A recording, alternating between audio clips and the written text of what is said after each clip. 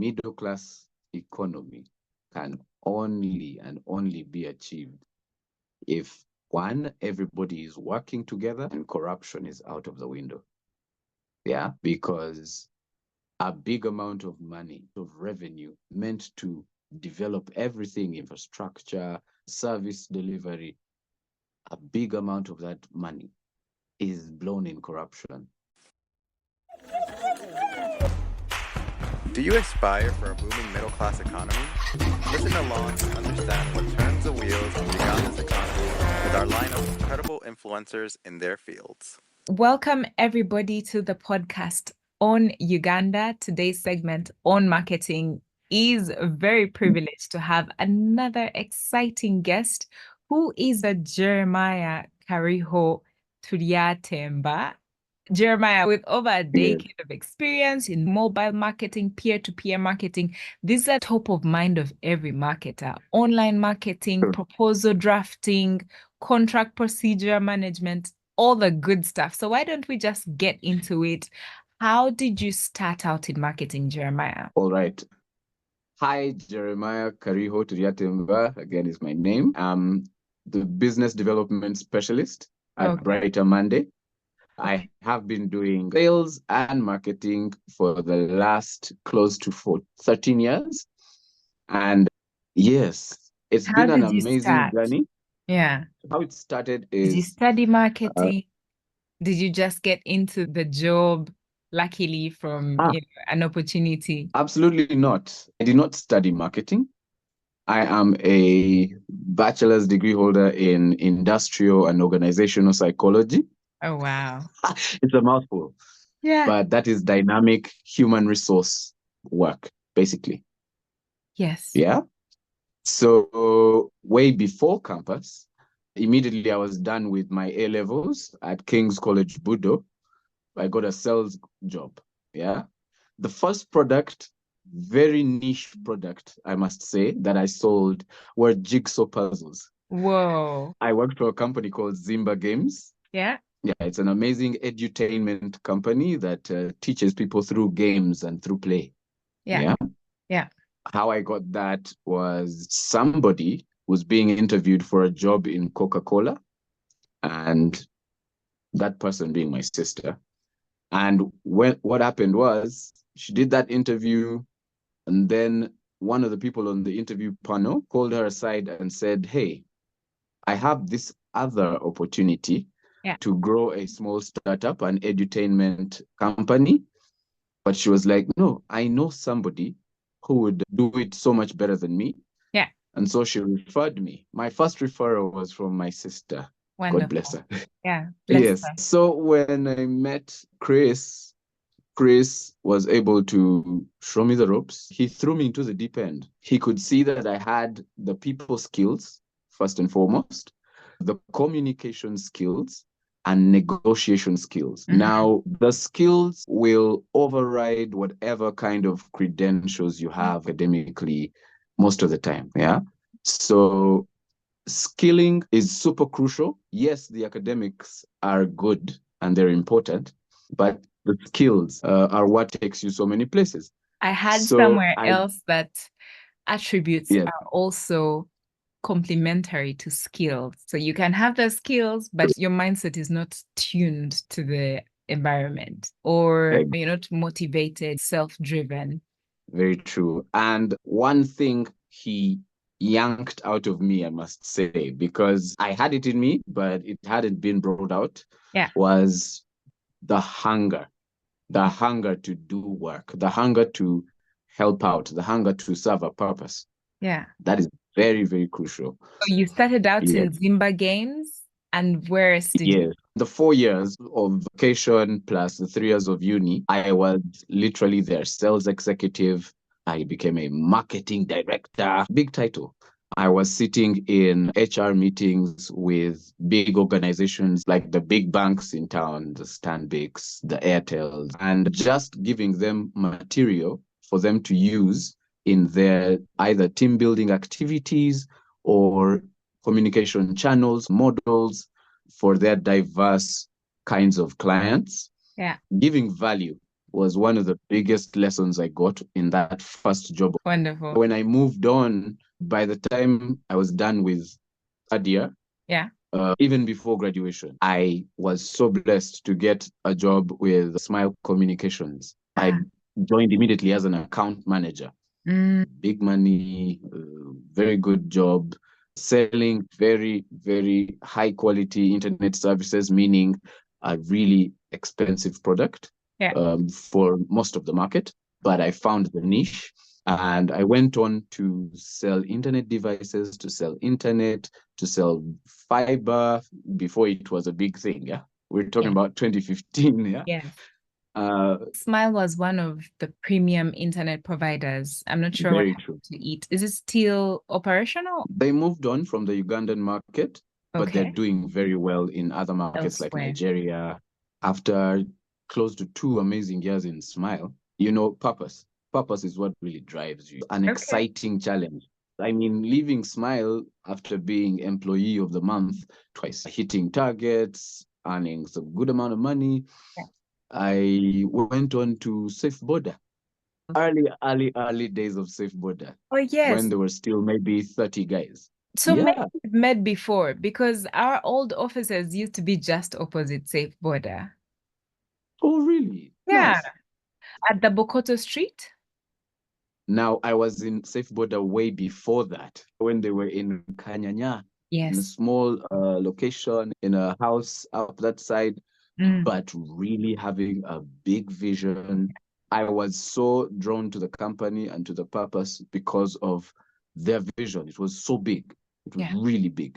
So my role as an experiential marketing executive associate was to literally onboard as many signups because the downloads were low, the number of riders on the app was low, but we built the numbers so fast.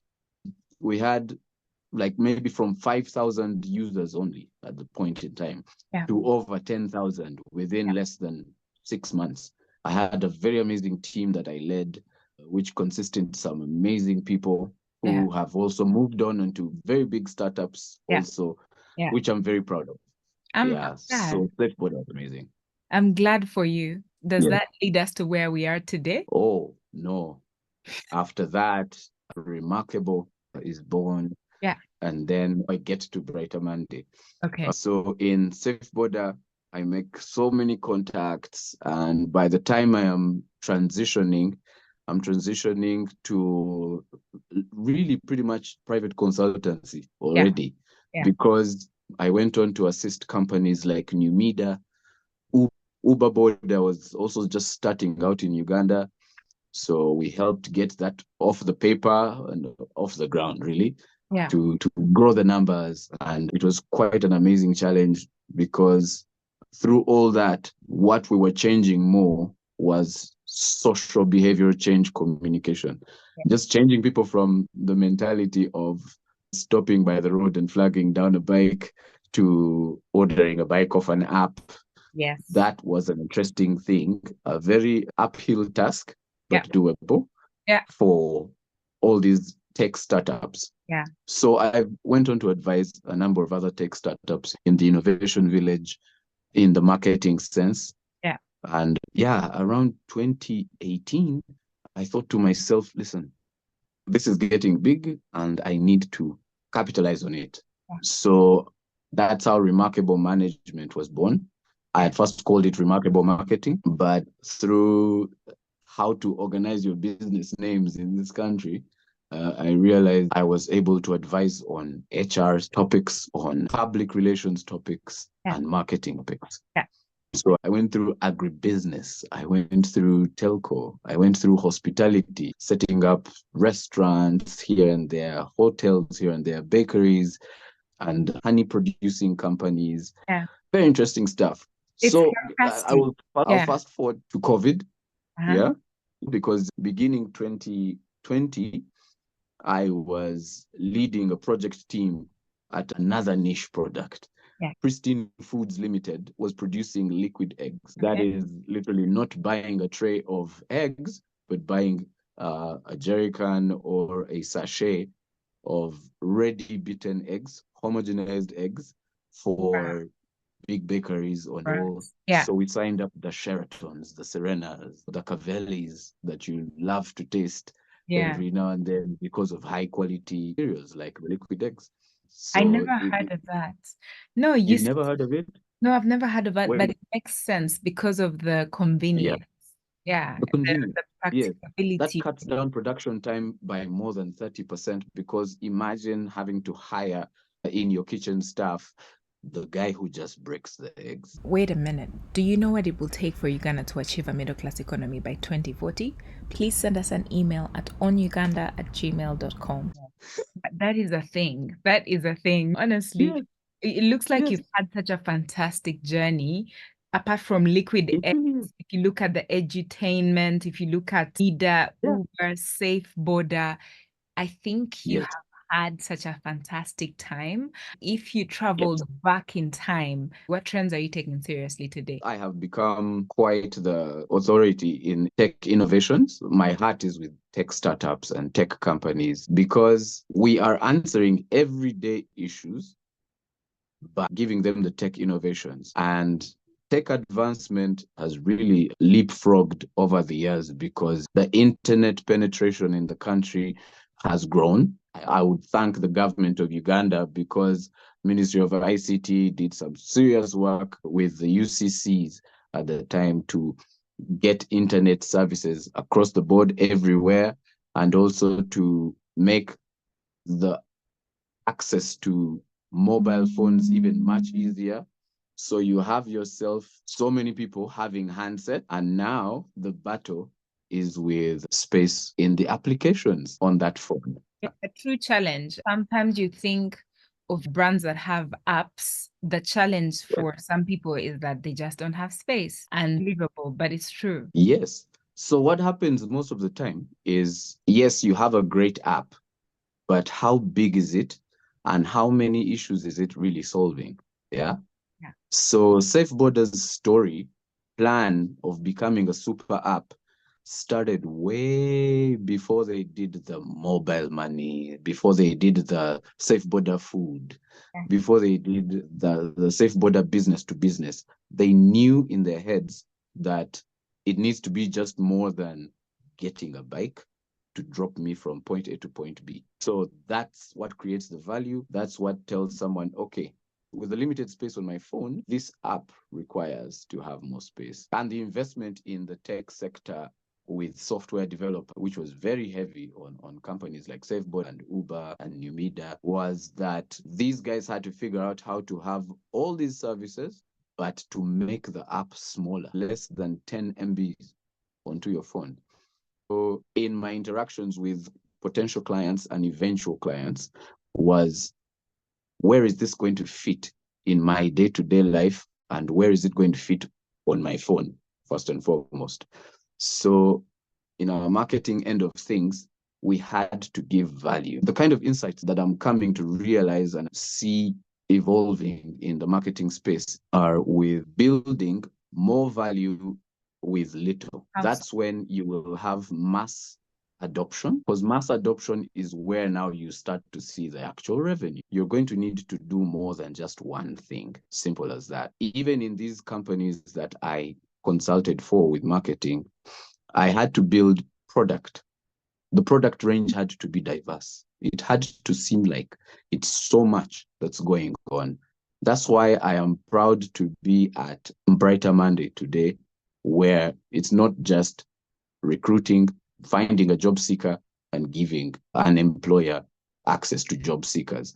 It is so much more than that. There is learning, my learning space. So there's a whole section of the platform that involves teaching people, teaching potential candidates to make them 1% better every day until the day that they actually get a job. And even when they get that job, they'll continue to learn of the application. So that drives usage of the platform. Yeah. Same thing with all these other tech startups that I've mentioned. We know that there's an information overload that's going on in the market out there, especially online. That's why my niche with online engagement comes to quality of content. So Yeah. now we need to build quality content that can actually show value to clients for them to actually purchase your services. People have been able to graduate from free versions to premium versions because of giving value. Yeah. Yeah. Since we started this podcast, you've spoken of value more than 2 times. Yes. We want to dive Yes. into that. I like that you stay true to what you just said about pivoting to Yeah. different services. Oftentimes, I find Yes. myself telling different people from different countries that it's very difficult to niche down in Uganda if you don't have clients on retainer. Otherwise, people are going to come from Yes. different sectors asking for your Yes. services.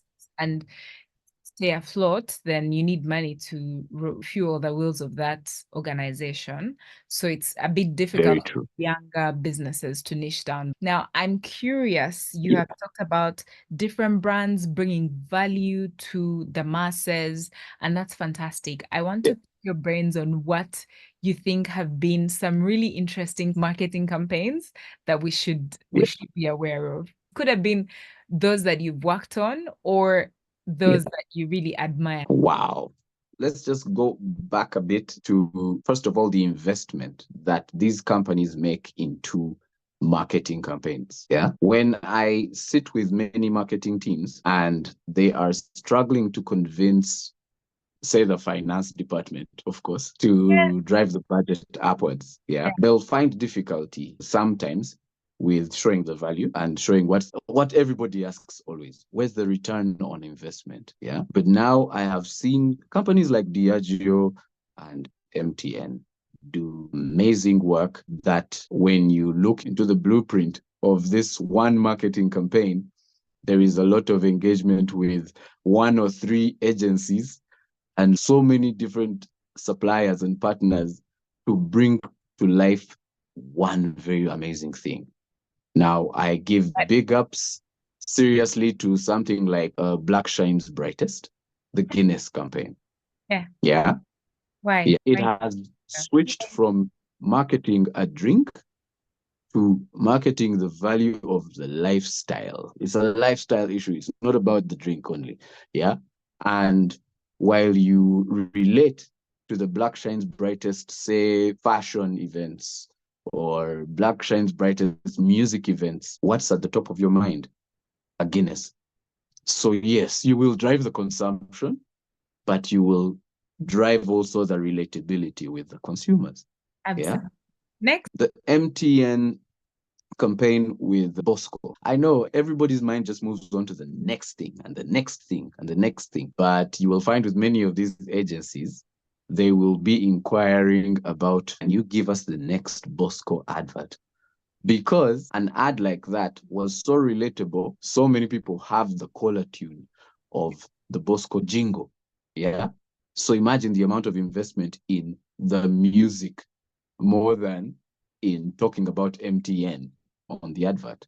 So you listen to the jingle, then you remember the video, and then you remember how MTN improved the man's life with all the Momo capabilities. That was pretty brilliant.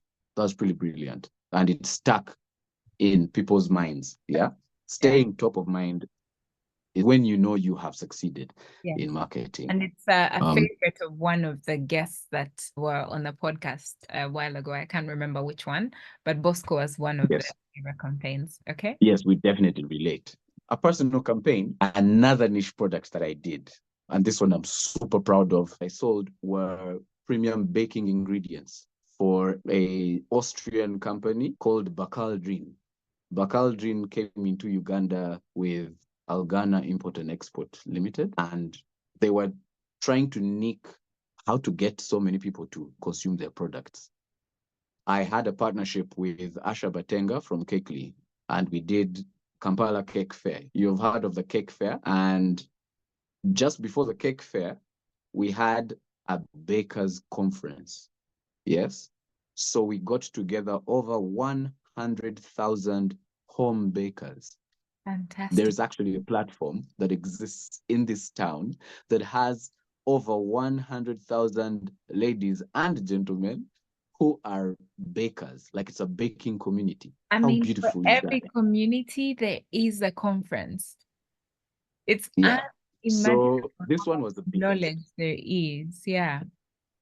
Yes, this one was the biggest. So I convinced my very good friend who runs Algana to invest in a bakers conference. We had one at Garden City at the rooftop.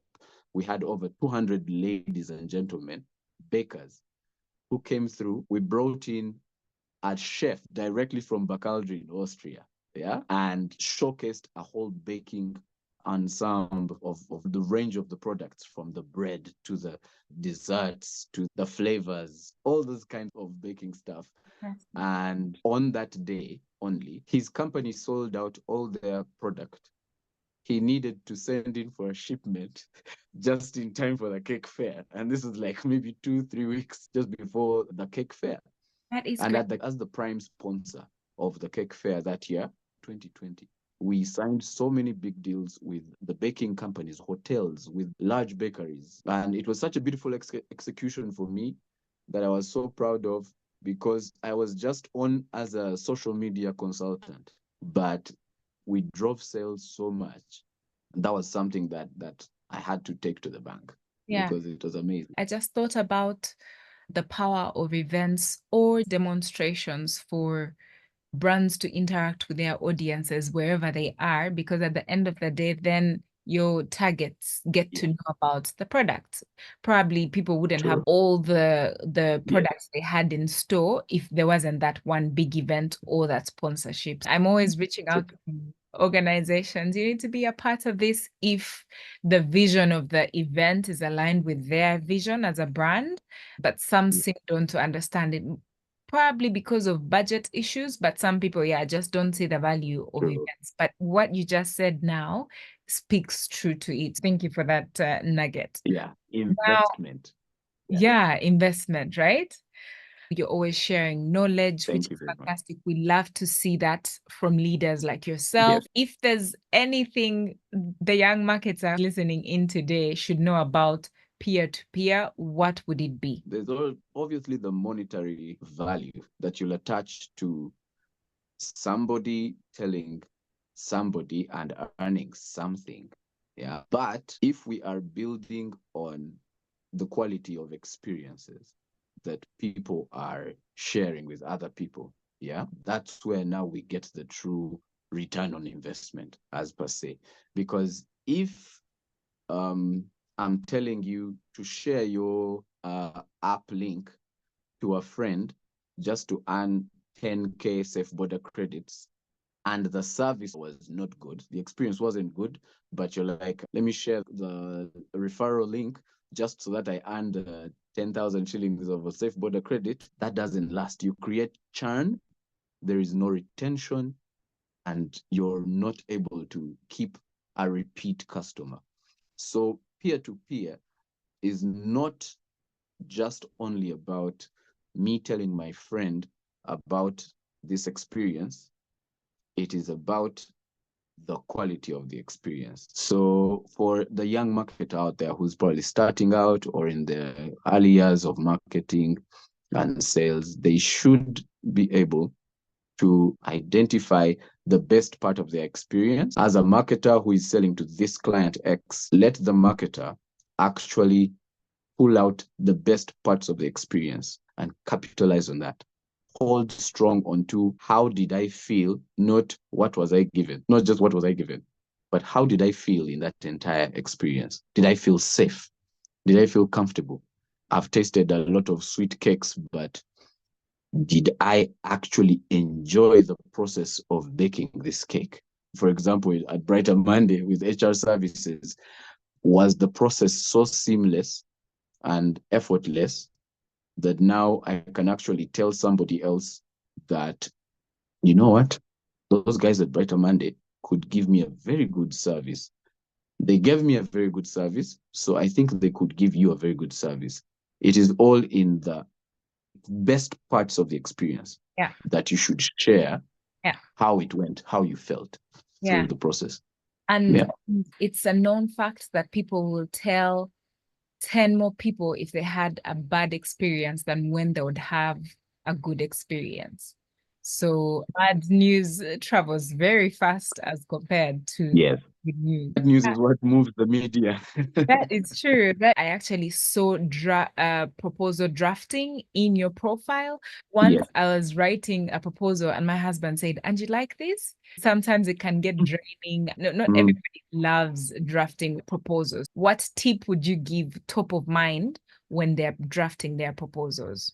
Well, in my experience, and maybe 90% of the time, somebody who's writing a proposal that is not your university dissertation, somebody that's writing a serious proposal is looking for funding. Put the investor's mind at the forefront.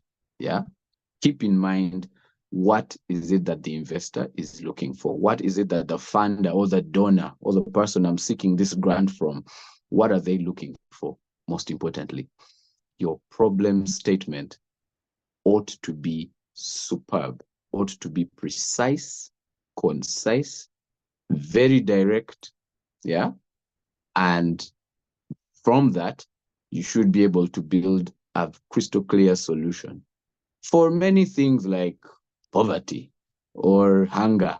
Yeah. The solution will not be clear cut. But crying out loud, Yeah. if you're trying to put a proposal forward to provide a service, for example, that service ought to show all the ways in which it nicks that problem and eventually eradicates it. Yeah. So you could write a proposal 50 pages long, but if the problem statement does not sell the gravity of the situation, how heavy the problem is, then you might not get the empathy that you're looking for from a donor or an investor. Yeah. You will need to show how serious the issue is, then put forward your solution that you're offering. And as long as the solution tackles the problem very well, that's where you see the money. It's true. And personally, I've actually had a few proposals turned down. And when I go back Yeah. into the proposals, the Yeah. needs of that prospect were not addressed. So you really need to understand the needs of the person you're trying to pitch to. What do they need? Just like Jeremiah said. And then Yeah. you speak to that need, speak to that problem, like Jeremiah said, that you find a solution. Otherwise, it doesn't cut it for them and it will be in the dustbin next to them. Maybe Yeah. one other thing that I would speak about proposals being drafted is the issue of who is your audience? Who is it that you're actually sending this proposal to? If it is, say, a tech problem, you're looking for a tech investor, speak more to the technical bits of that problem. If you go back into the blueprint of something like, say, Safe Boda or Uber, I'm pretty sure they immediately said, yes, finding rides from point A to point B can be strenuous, but then they went into the numbers. They went into the numbers. Have your numbers right. Have your tech solutions right. That's why technical expertise is also very important to employ when you're trying to put forward a proposal. For example, someone trying to put a proposal forward in the agribusiness sector, yes, find that agronomist, find that agriculture expert, and get into the real technical nitty-gritties. That's where you catch the eye of this person you're looking for money from, because for them, the person with the money is probably also an expert in the same sector, knows immediately whether that solution you're putting forward will work or not. So how big is the problem? Yeah. And then who is it that you're actually addressing the problem to? And how big is your impact in your proposal? Here's the trick. What has been able to take me from this sector to that sector, like multiple sectors across the board, have been the networking skills and the ability to identify a problem. Immediately you're able to identify the problem, then you're able to identify a solution much faster. So if you are ever called upon and say you have been in the banking sector for too long, but then now somebody in agriculture is giving you an opportunity. Take it up and identify in the same manner that you solved a banking problem. Shift that attitude. Shift all the things that you know about how to tackle a banking problem into agriculture, and you will get the results you're looking for. Yeah, we could go on and on about this, and we are up against time, but in our few minutes left, Yeah.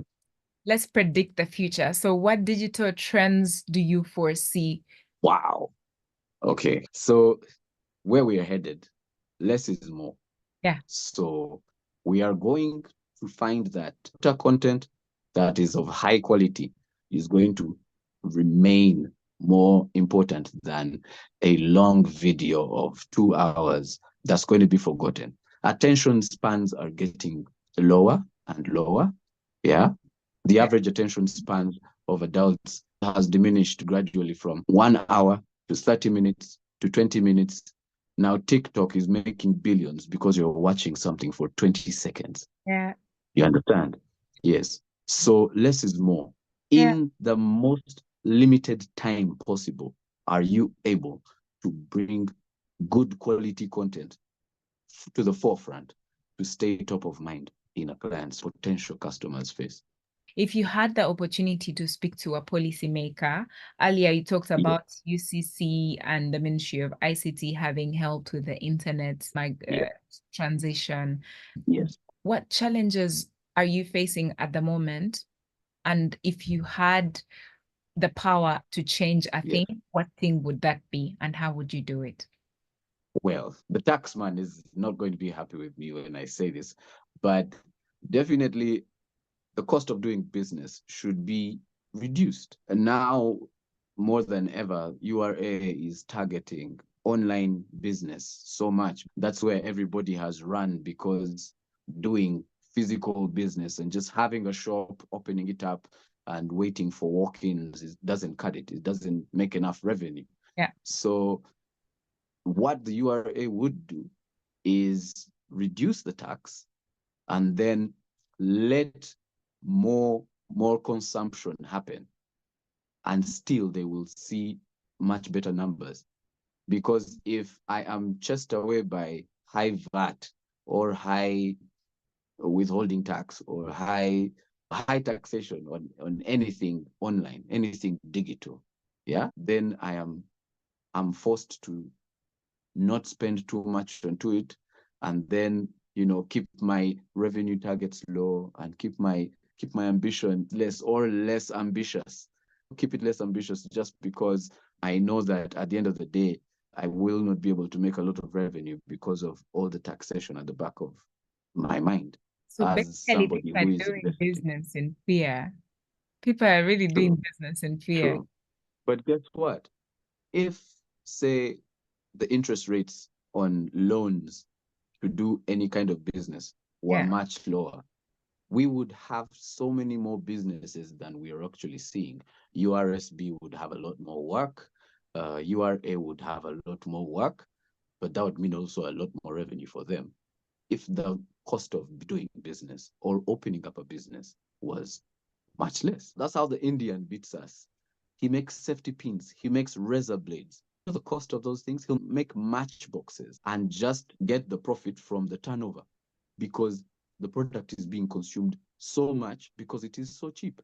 So he will still realize profit. Yeah. How about we move that into all sorts of other service and product sectors that we are trying to build in this country? So Now, the last question we ask every guest that comes onto this podcast, the podcast on Uganda. Are you ready, Jeremiah? Yeah. You have already alluded to the fact that the taxes are high, but in your opinion, from your expertise, what do you think it's going to take for Uganda to achieve a middle class economy, and how do we thrive while we're there? A middle class economy can only and only be achieved if, one, everybody is working together and corruption is out of the window. Yeah, because a big amount of money, of revenue meant to develop everything, infrastructure, service delivery, a big amount of that money is blown in corruption. So if we had less corruption, we would see a much faster reach, a much faster arrival to that middle class economy than we would have thought. So That's corruption out the fantastic. window, middle class with us. Absolutely. Now, middle class is what we're looking forward to. Jeremiah, thank you so much. We wish you that you continue sharing your knowledge with young professionals so that we can all achieve that middle class together and actually Yeah. thrive in it. It has been a pleasure. Thank you so much for having me on the show. Thank you for listening in this far. I really hope that this conversation was helpful to you. Share this episode with your colleagues or friends that you think will benefit from this information. Let them know what you're listening to. Would you also rate our podcast? Because once you rate our podcast, other people like you are able to listen to this information and use it to their own benefit. On a lighter note, follow us on TikTok and Instagram. We really would love to hear your